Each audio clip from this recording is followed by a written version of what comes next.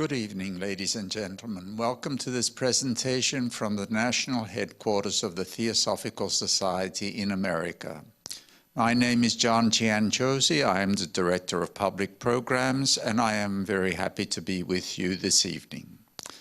The Theosophical Society promotes study, meditation, and service. We encourage open-minded inquiry into the world religions, philosophy, science, and the arts. And we have a deep respect for the unity of all life. Our goal is to help people explore the spiritual path so as to arrive at a deeper understanding regarding the wisdom of the ages. Furthermore, we feel this wisdom is not limited to any one tradition, and thus we offer programs from all traditions. During this coronavirus pandemic, unfortunately, the national headquarters is closed. However, we continue to bring you a very large selection of online programs, including our Thursday evening lectures. Please do visit our website, and there you will find the full listing of these online programs that include classes, workshops, and many groups that meet on a regular basis.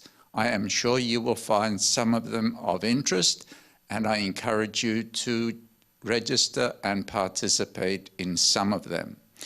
One in particular which I'd like to mention is the upcoming program, Conquering Anxiety with Buddhism and Western Psychology, a holistic healing workshop with Dr. Pilar Jennings, which will be on Saturday, October 10, from 1 to 3 p.m. It is a topic that is most relevant at this time, and I really do encourage you to consider joining us for this interactive Zoom workshop. It can be very beneficial. If you would like to register, just go to our website, and there you will be able to register at any time. Now, this evening, I am very pleased to be able to introduce someone who may be well known to you already, Andrew Harvey. Andrew is a poet, novelist, translator, mystical scholar, and spiritual teacher who has taught at universities and spiritual centers around the world. He has written and edited more than 30 books, including the best-selling titles, The Hope and the Tibetan Book of Living and Dying.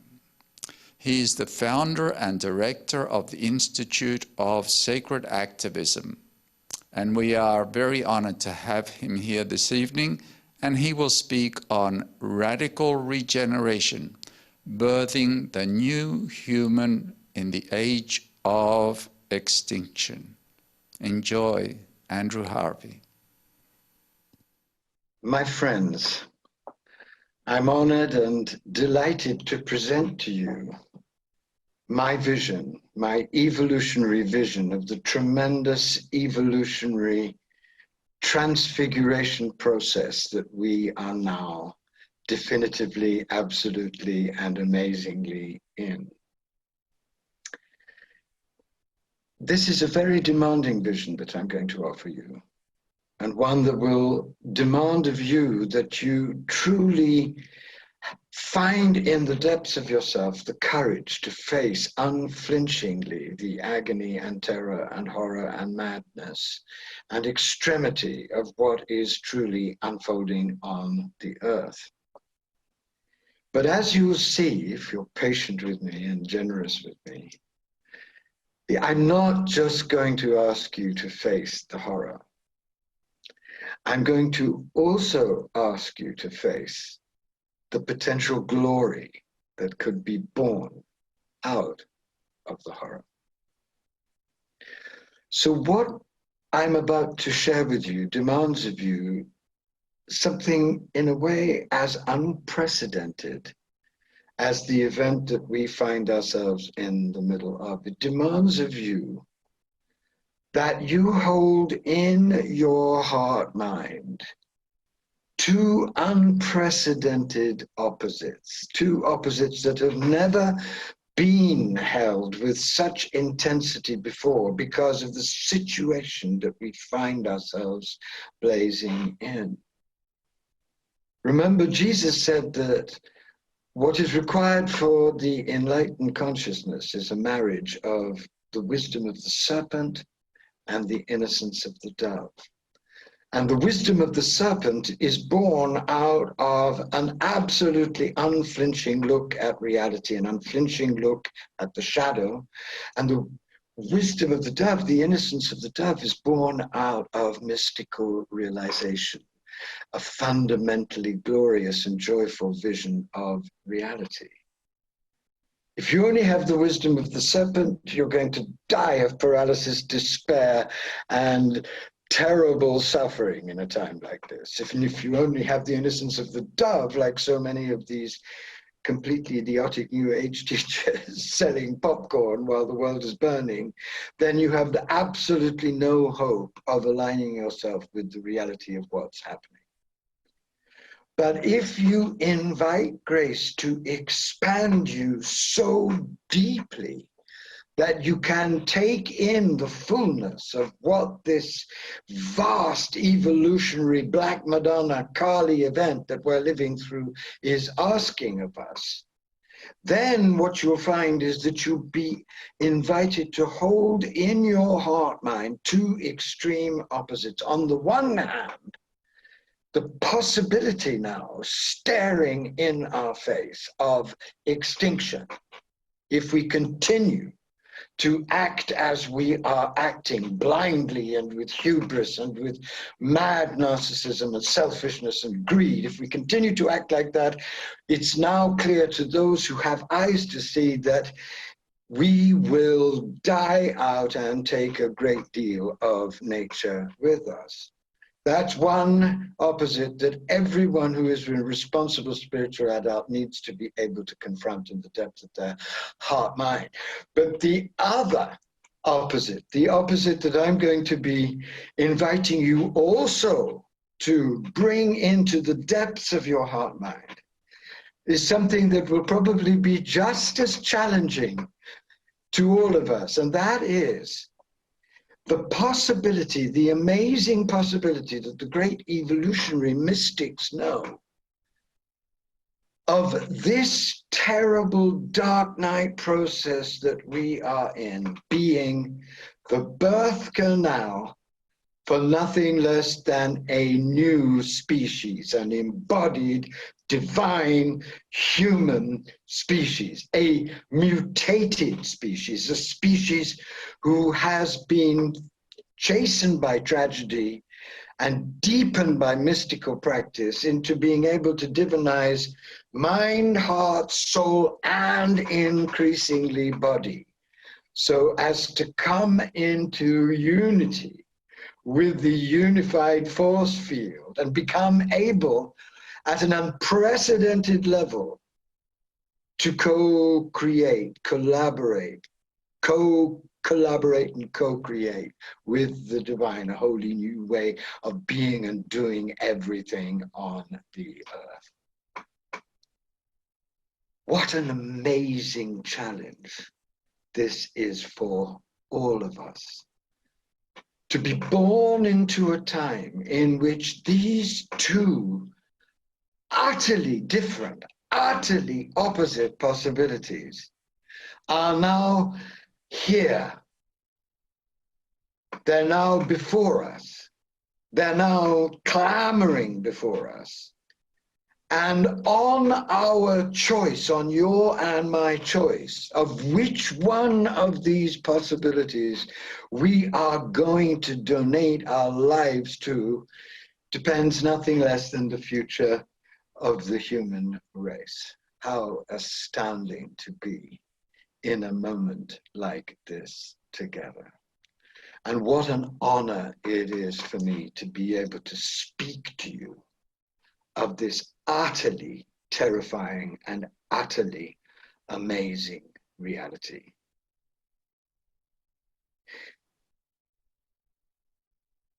So what I'm going to do now is to try and share with you the knowledge that's been given to me of where we now are. And what is actually in the deepest levels happening on the planet at this moment. I think all of us know from what we're all living through that this is an extremely painful and demanding and frightening time.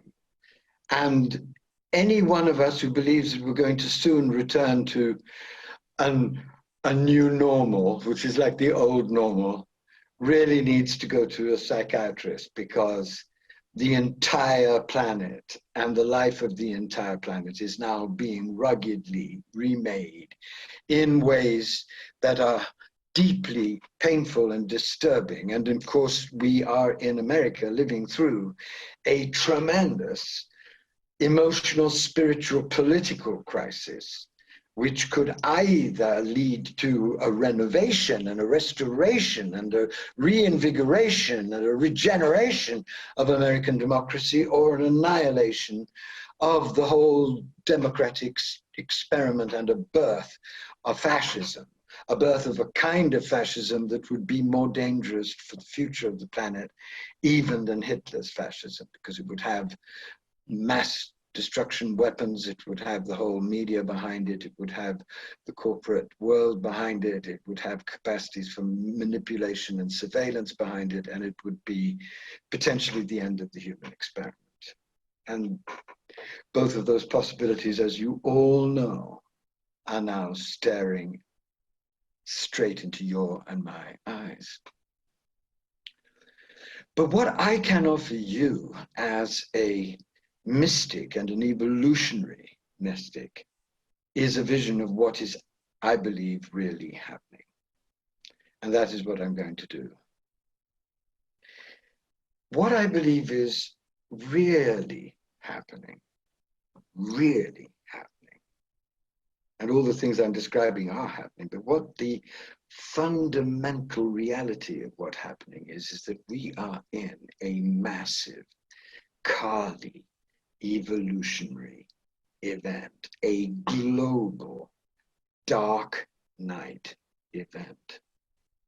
And this global dark night event has a very profound evolutionary meaning, which I'm going to try and unpack for you, both to warn you and to align you and to give you rugged hope and ways of dealing with this terrifying junction that we've reached.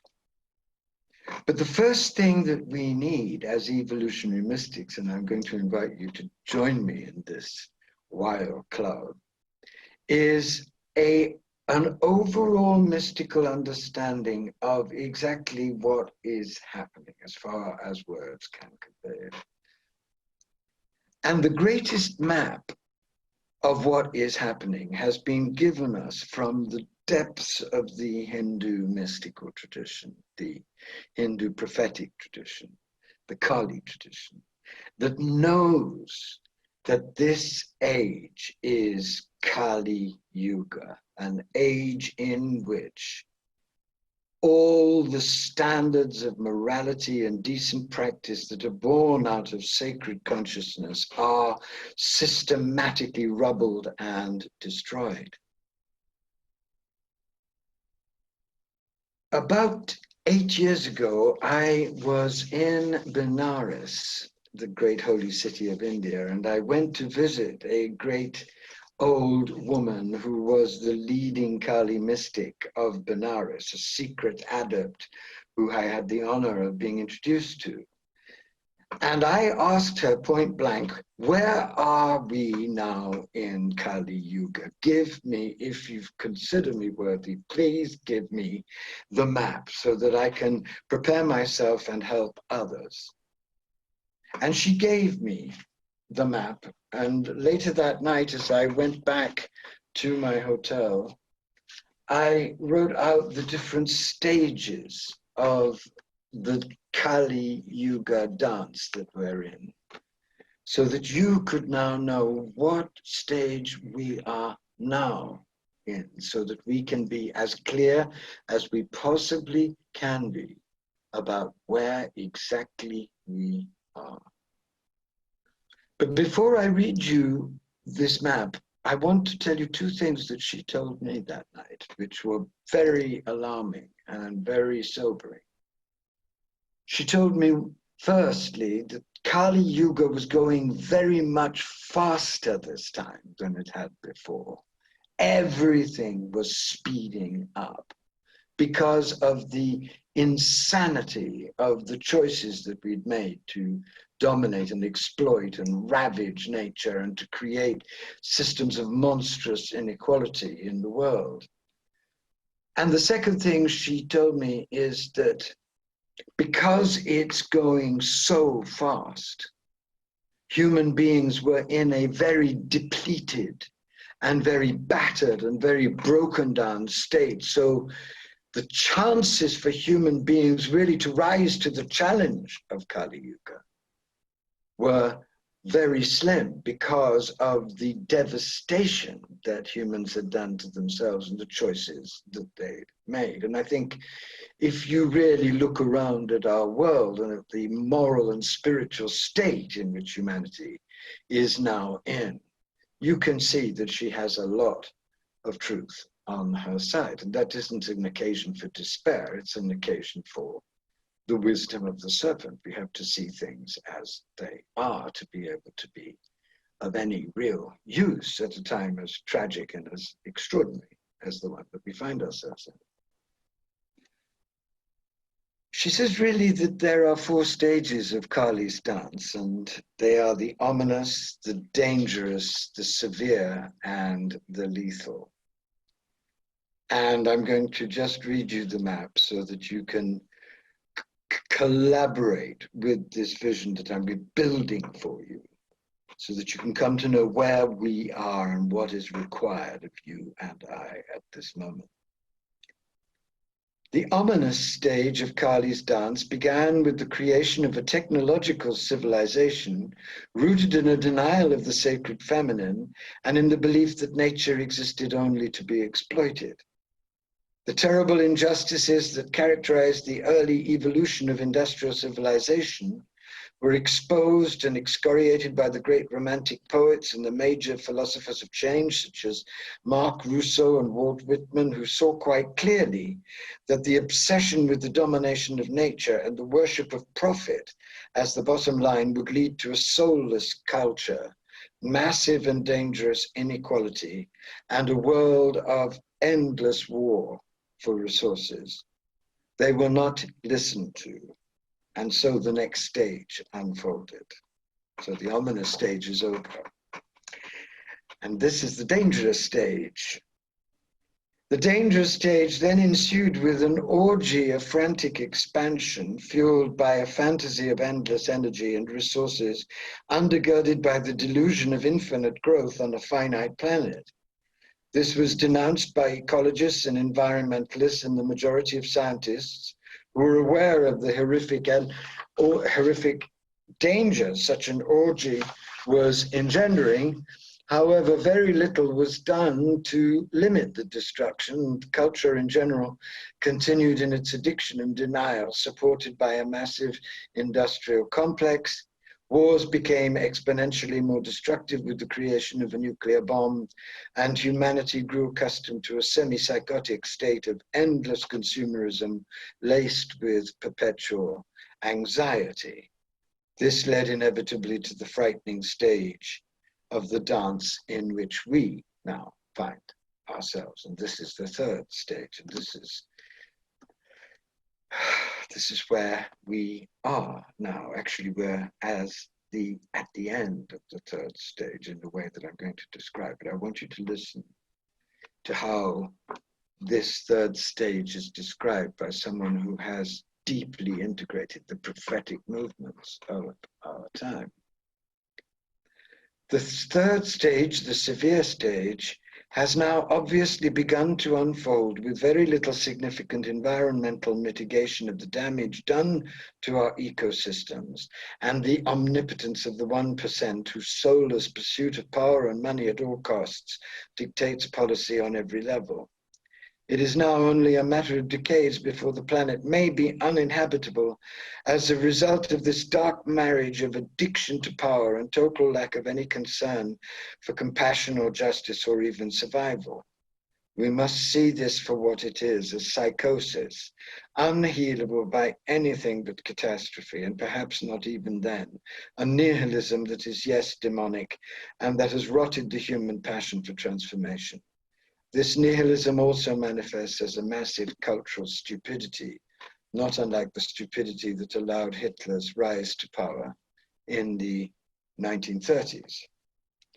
And I don't think any of you looking at the fact that 40% of this country still believes in someone who has lied 20,000 times and shredded the Constitution and indulged in obviously nakedly criminal behavior that I would have thought tend to prove the stupidity of which she's speaking. Where we are now, and this is so devastating, but also so potentially thrilling, is at the end of the severe stage. And at the end of the severe stage, it has always been prophesied that a massive constellation of crises would take place. Inescapable, terrible, interlinked crises that were absolutely ferocious in their intensity. And my friends, we're in that interlinked constellation of crises. There are 5 major, intractable, devastating crises now going on at the same time. There is a coronavirus crisis that is quite clearly out of control. As I'm recording this, India is exploding, Mexico's exploding, Brazil's exploding, Russia's exploding. Nobody knows how many people are really contaminated in any of those countries. And the coronavirus is far from being under control in the States, and we're looking potentially at a vast second wave. So let's get real about that. But alongside that, there's also the climate crisis.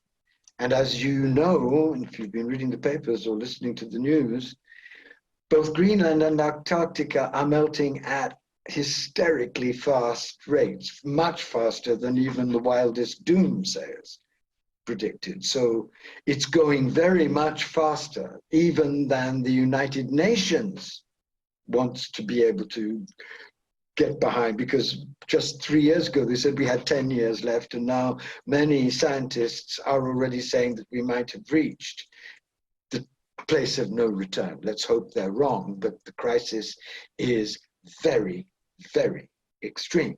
That's happening also. We're also in a crisis of extinction of wildlife. 2 months ago, 300 elephants committed suicide in Botswana. Nobody knows why they died. They weren't killed. They seem to have committed a mass suicide as a kind of huge cry of rage and agony and despair at the human race's treatment of the whole animal race. And as you know, I'm a passionate animal advocate, and I've written a book called Saving Animals from Ourselves, because for me, this treatment that we have meted out to animals, the selfish cruelty that we have lacerated, the human race has lacerated animals with, is devastating, both in its moral and spiritual implications for ourselves and in its appalling effect on nature. And as you know, 1 million species, 1 million species are now on the brink of extinction because of what we, you and I, are colluding with in this massive worldwide Auschwitz of extinction, that our greed and our callousness and our apathy and our paralysis and our stupidity and our cruelty have created. And these are devastating facts. That's the third crisis. We're also in a massive economic crisis, partly caused and exacerbated by the coronavirus crisis and the climate crisis, but also partly caused by the very horrific system that we've allowed to grow, which ensures that 3 people in the United States have more than 50% of the population, a crisis in which the supremely bloatedly billionaire rich control all the media, control so much of the ways in which we live our lives, that we live in a culture of unspeakable inequality, which when you add to it terrible treatment of marginalized people and the institutionalized racism that has been a disfiguring and disgusting facet of this culture, our culture, now for 400 years, then you have a massive economic crisis that's also a seething crisis of potential violence, because who knows what those who have been so shatteredly treated, so brutally and insultingly and undignifiedly treated, who knows what they'll be capable of, driven to despair in the middle of a collapsing world. The potential for violence, as we can see in our television screens even now, is immense. That's the 4th crisis. And the 5th crisis is the crisis that you and I are very aware of, if we're honest, which is a crisis of meaning, a crisis of soul, a crisis of profound spiritual engagement with the world. Look at the religions, how little they are doing to address any of these unspeakably difficult crises. You just have to take what the evangelicals are up to, supporting this psychopath, believing that he is an instrument of divine reality when he is obviously living a life that has nothing whatever to do with Jesus and despises them anyway, as we find out from the latest books. So they were living in a disgusting show when the evangelical leaders are themselves living lives of unspeakable hypocrisy.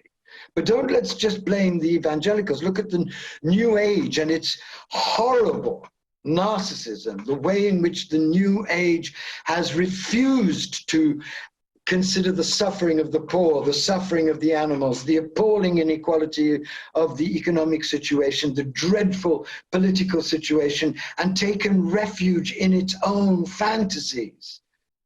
That too is a dereliction of duty. And then think of the ways in which the religions of the world have gone into regression and into tribalism and into fanaticism, sometimes supporting active violence. And you realize, oh my God, we are in a massive spiritual sickness, which keeps going all these other crises and makes it very hard for us to react from a profound, sacred, knowing, intelligent, passionately awake center. Yeah. So that's where we are. That's what we're in. And what the Kali mystics tell us with a tremendous fierceness is that if we do not align ourselves with the deep meaning of this vast constellation of crisis, and if we don't change in very profound, very dramatic, very complete ways, we're going to go into the last stage, which is the lethal stage, in which nothing will stop the flailing out, the foaming out of disaster after disaster, catastrophe after catastrophe, which will ensure the end of the human race and of a great deal of nature quite soon, certainly within this century, if not within the next generation. Now, the Kali mystics have 2 versions, she told me that night in Benares, of what this time could lead to. And this is very important, as you'll see, and I hope you'll see too, the version I've chosen to dedicate my life to, and which I hope that you will choose, because it's absolutely amazing if you can really grasp it. The first version is the traditional Orthodox version, which really goes into the lethal stage and the whole thing ends and then it begins again. It's a cyclical destruction which ends in a cyclical new beginning.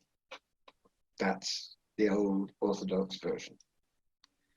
But there's another version, and this is the version that the great evolutionary mystics of the last 3 centuries, the ones who have been boiling with this secret knowledge, but have also come into a deeper and richer and more amazing vision of what human beings could be, know. And that is that the very depth and intensity and madness and wildness and horror of this terminal evolutionary crisis could be exactly what's needed to birth a new human species, a transmuted, transfigured human species, one that is divinized in heart, mind, soul, and body, one that is as different from you and I now as we are from the gorillas, wonderful as they are, and considerably nicer than us though they are,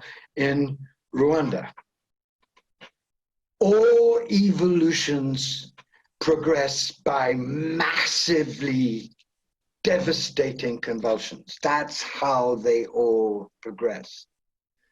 And if you look at, say, the amazing evolution of birds from fish, you'll get some sense of what I mean, and some sense of where I believe we are, and some sense of what I believe this crisis really is. It's not that I want to mitigate, as you can see, any of the horror of this crisis, but what I want to really share with you now is my sense, my deep, deep mystical sense, that this dark night that we are in is potentially the birth canal of a new species. And that the reason why the crisis is so ferocious is because it's saying to us, one whole species is over. One whole way of dealing with every kind of problem is over. One whole meeting of the world with one whole modality of human consciousness is over. We simply will not be able to get through the crisis we've created out of our vanity and hubris and craziness and separation without being totally transfigured, mutated, more than transformed, mutated, deeply, deeply changed in mind, heart, soul, and body.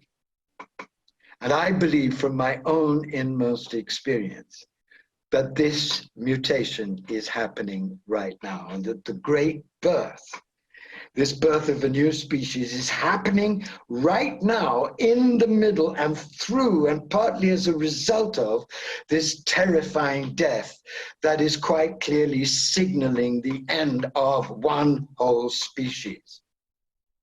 So it's on this great birth that I'm going to spend the rest of my talk, so that you can have a sense of why I've been so fierce about presenting the crisis as it is. And the simple reason is that I really am begging you to see that the time has come for you and for me to really take a leap into the divine with an intensity and a trust and a faith and an abandon that we may never have imagined ourselves possible of, but what we desperately need now, because if we're going to participate in this great mutation, we're going to have to understand deeply 2 things, which I am going to try and share with you right now. We're going to have to understand these crises as a global dark night. And we're going to have to understand the structure of that global dark night so that we can align with it, to be birthed by it into a new reality and not paralyzed and destroyed and annihilated by it. I want to talk about those fishes that millions of years ago were in that terrible toxic sea. Look, my friends, can you imagine? There they were in that toxic sea. It was becoming more and more poisonous. And like us, they probably had all kinds of conferences in which they got their New Age teachers to teach them mantras and how to om and shmom in the middle of all of that increasingly toxic, poisonous, disgusting sea. And you can just imagine some of them saying, oh, well, it's only toxic if you feel it's toxic, it's fine, and everybody's dying, and the rubbish is continuing. Can you imagine? You know what? Because we're living in that. We're living in a world in which we're being told that there's nothing really too wrong about what's happening, when all of us know psychologically and spiritually that something totally devastating is happening, and that's driving us crazy and making us horribly inauthentic. But there were some brave wild fish in that group.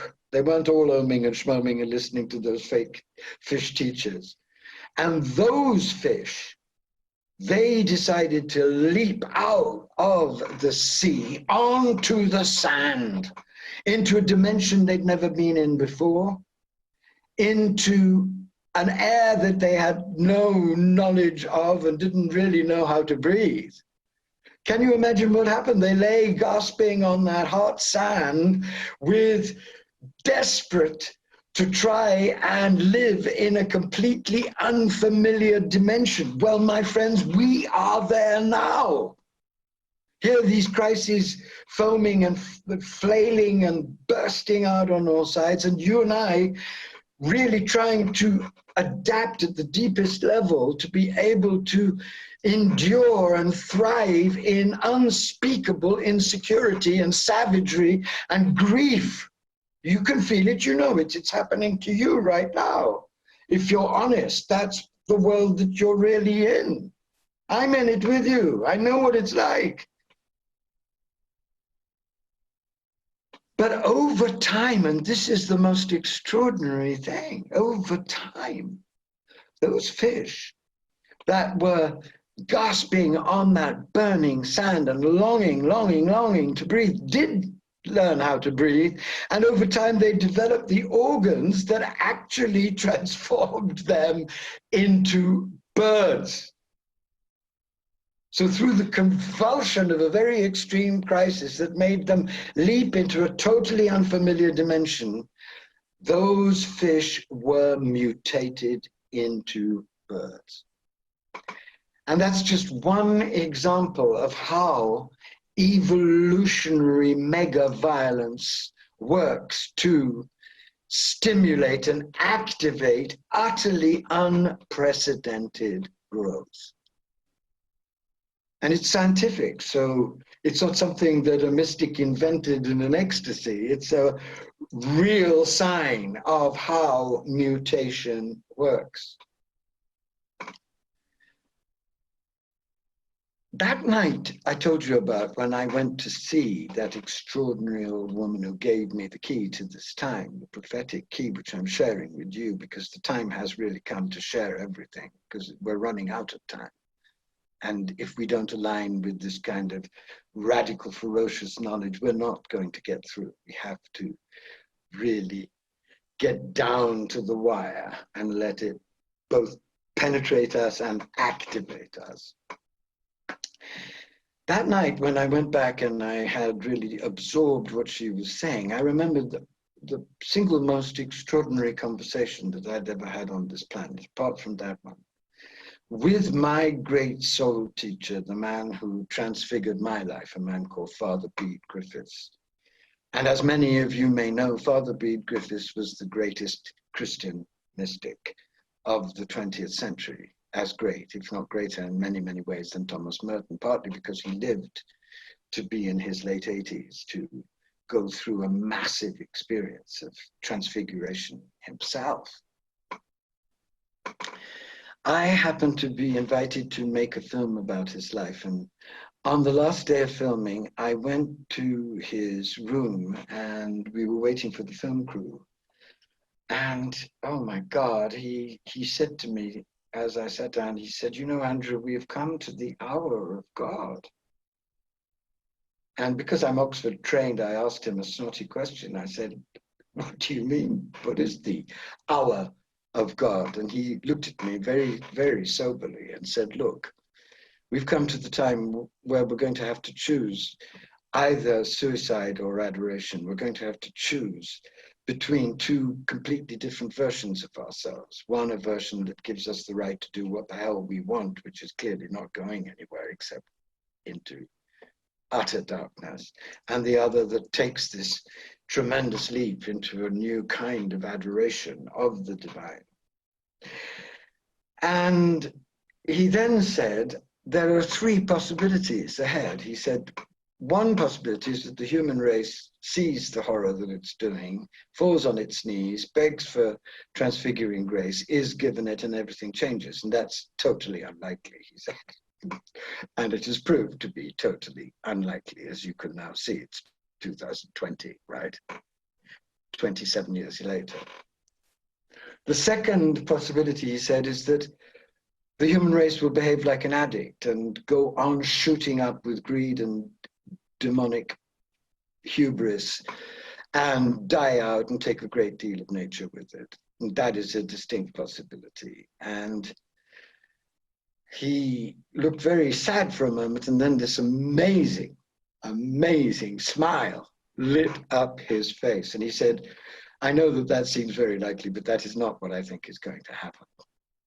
He said, "What I think is going to happen is what happened to me." And he said, 3 years ago, I had a heart attack and I thought I was about to die. And I prepared myself for death.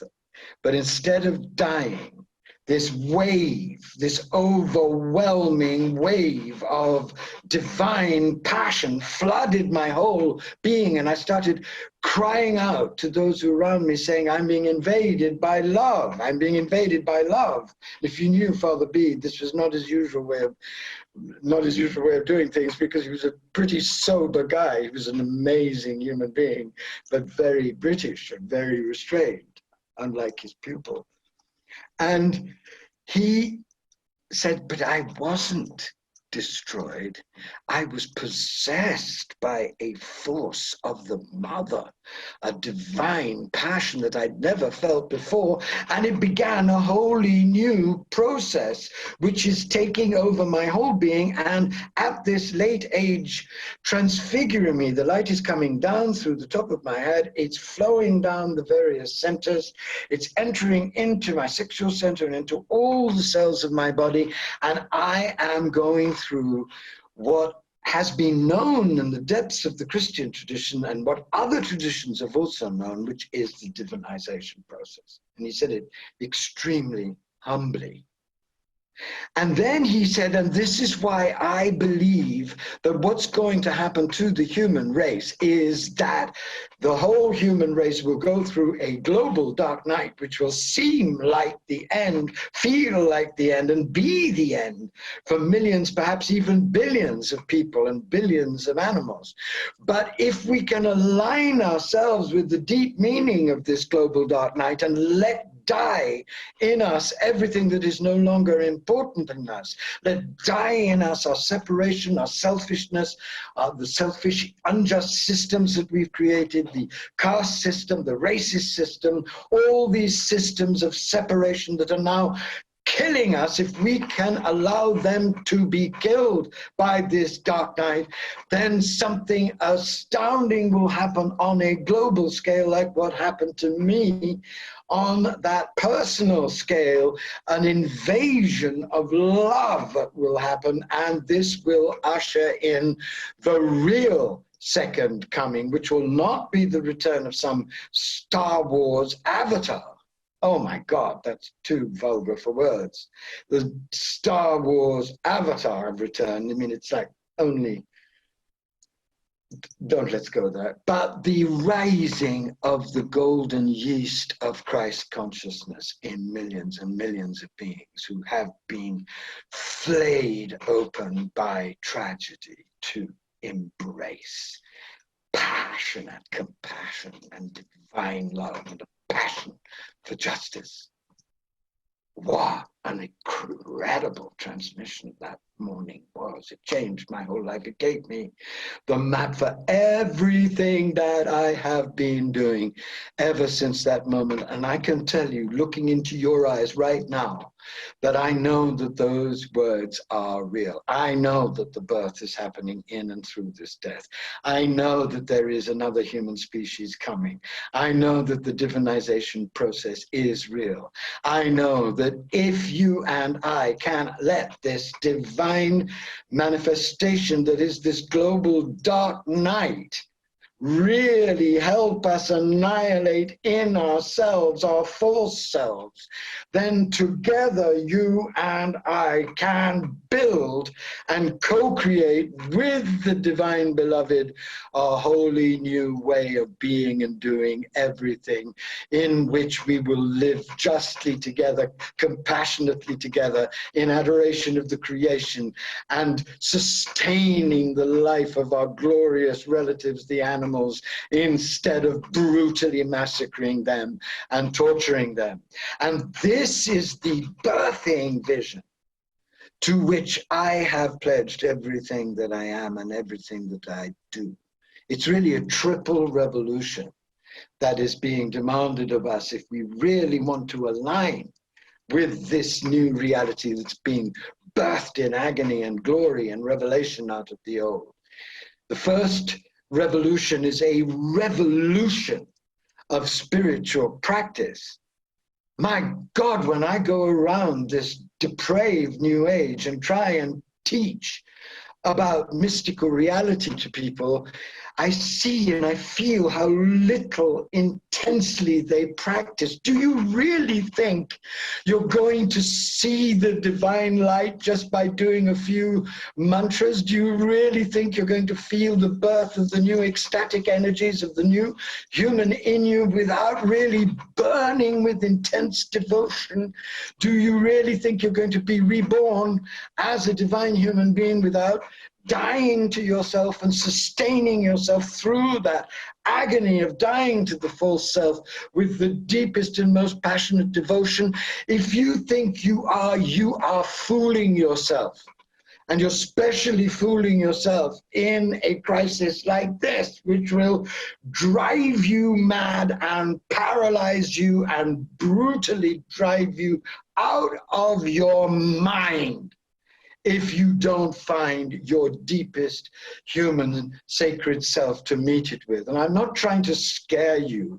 I'm trying to wake you up so that you truly get this and do the work, answer the call of the great mystic liberators of Jesus and Kabir and Ramakrishna and Rumi and all the others who say, the divine is waiting to reveal itself to you, in you, but you have got to turn up in the relationship with a revolutionary new passion and ardor and deepest intensity if you really want this great transfiguration.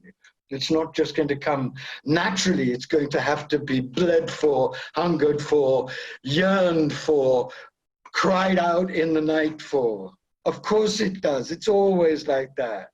And I'm here to tell you that when you do that, it comes. Even if it can come to a crazy English intellectual, it can come to anybody. It came to me, why shouldn't it come to you? And the reason why it came to me is because I hungered and yearned and bled and worked and sweated and cried out and prayed for it. And that's the only way it comes to anybody. So please, my friends, take the advantage of this terrible crisis and plunge into that first revolution of sacred practice. And especially in your sacred practice, cultivate two things. Cultivate radical humility and cultivate radical unknowing. Humility, because the more you can stay on your knees, however vast your realization becomes, the more it can expand. And radical unknowing, because in a time like this, when the fact seems so repulsively, precisely dreadful, cultivating unknowing will keep you expanded enough to embrace the miraculous new possibilities which will suddenly dance out of chaos towards you, if you are willing to stay humble, stay open, whatever happens, to whatever the magic of the beloved could then make available to you. The second great revolution, if you want to align yourself with this new birth that's coming out of this dark night, is the revolution that I have played a part in setting going, and that is the revolution of sacred activism. There is an absolutely idiotic and vain and narcissistic belief that spiritual people do not involve themselves with the economy or with politics. They just meditate and send sweet vibrations in all directions. Are you kidding me? Does this explain Jesus's life or the prophet's life or the life of any of the great Jewish prophets or the life of any of those beings who have been given tremendous revelations and then come in and shown us that if we're going to be up to these revelations, all of the structures of our world, economic, political, and others, will have to change. And if there's ever a time in which structural revolution has to happen fast through a massive spiritual revolution that's also a revolution in inspired and guided action, it's this time. And that's why Greta Thunberg talks about what she calls cathedral thinking. Greta Thunberg, who has stood up at 15 and called out for a revolution in all the structures of the planet, not as a Marxist, but as somebody illumined by the spirit, by cathedral thinking, by non-separatist thinking, and pointing out to all of us something that all of us must now embrace, which is the need to put our deepest spirituality, our deepest understanding of interdependence, our deepest understanding and practice of compassion into wise, guided, urgent action together to stop the dangerous, crazy elites from destroying our world soon. Non-violent, but radical and revolutionary, like the marvelous movement on the streets of America at this moment. Most of it non-violent. The Black Lives Matter. This is just one of the movements that we're going to see in the years to come. Don't sit privately in your private meditation room when the world is burning, because you'll never get to be a complete divine human being without putting your heart and your mind and your soul and your compassion into action. That's part of the next level of embodiment. That's the second great revolution that you are being called to in and through this dark night, to help birth in yourself and in the world an embodied divine humanity. And the third great revolution that we are all being called to is the revolution of what I call the great secret. What I've been working on is trying to give you access to this great secret, which is at the heart of Shaivism, which is the heart of the Kabbalah, which is the heart of authentic Christian mysticism, which is at the heart of Vajrayana, which is at the heart of Taoist alchemy. And this great secret has been kept secret for thousands of years because of its explosive nature, and it is fundamentally this. It is that humanity is destined evolutionarily to be divinized, to come into a wholly new level of divine empowerment, beauty, creativity, passion, naked intensity of being. And this great secret, of course, threatens all of the religious elites and all of the ways in which they control through schizophrenia and fear and making human beings feel ridiculous and shameful and riddled with body hatred and sex hatred. Because this great secret is the secret that you and I are children of the Father, Mother, utterly sacred, utterly holy in mind, heart, soul, and body, and utterly one in the cells of our body with the great, endlessly creative, unified force field of the divine, which, if we get into radical, naked, vibrant, devoted connection with it, can transfigure us in the way that Bede, you remember, was being transfigured. My teacher, my beloved, was being transfigured. And in the way in which I have also, in my own way, begun to experience, just at the beginning of this incredible experience, but it is here. This great secret demands of us two very important things. The first is that we get rid of all of the inherited messages of limitation and uselessness and body hatred and sex hatred that have prevented us entering the full beauty and glory of our incarnation. You're in a body, not to get out of your body, but to be completely within your body as a pulsing, radiating temple of naked, illumined light energy. And when you experience your body like that, your body is a microcosm of the whole cosmos. So you realize that you're in your own body are all the stars and constellations and rivers and worlds of all the worlds. It is an astoundingly holy and beautiful experience.